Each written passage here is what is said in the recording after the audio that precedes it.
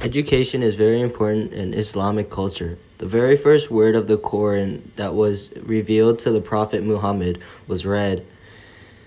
This shows that Muslims have always valued education.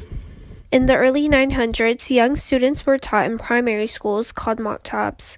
These were buildings attached to the side of mosques. A mosque is an Islamic place of worship.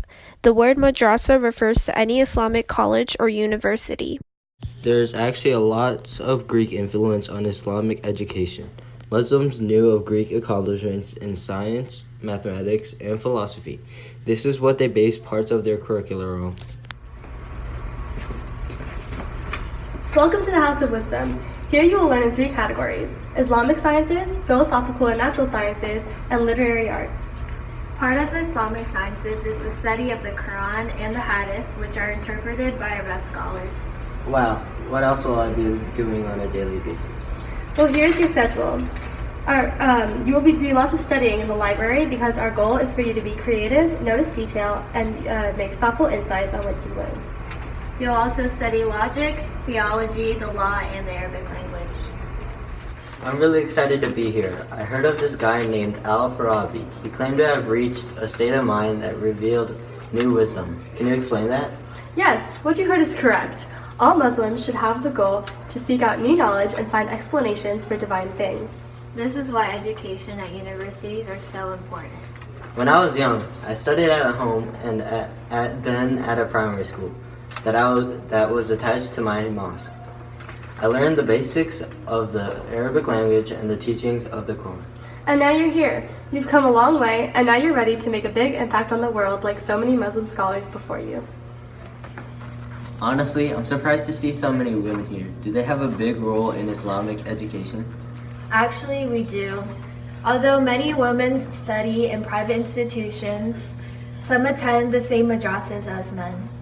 Muhammad's wife Aisha was a great teacher, and so Muslim women have always had a big impact and role to play in Islamic education.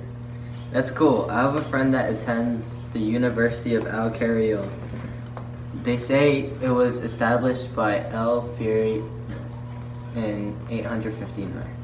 Zubaydah is another great example of Muslim women at work.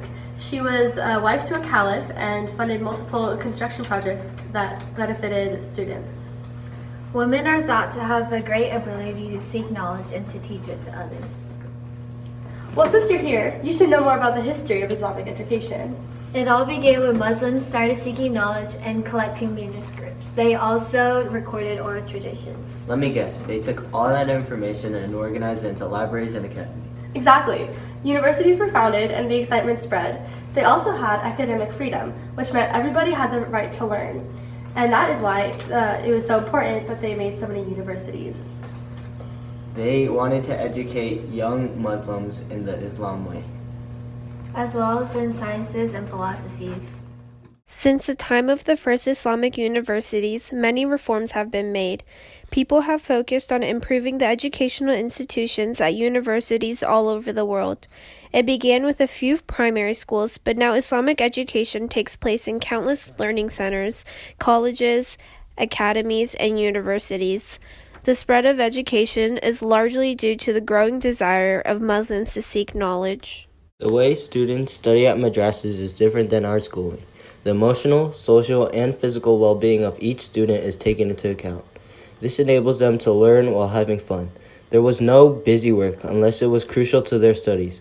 Some primary schools began by only teaching sciences, philosophy, arithmetic, and language, but it didn't take long for the spiritual studies to become the center of the universities. One of the most important features of Islamic universities is that they create a special unity between Muslims. Many different types of people practice Islam, but education is a way for them to set aside their differences and work together to learn and grow. The study of philosophy also impacted modern Islamic education. It gave people a strong religious character as they mixed philosophy with the practices of Islam. This blend was taken and incorporated into a school setting, which resulted in the magnificent Islamic universities that we have today.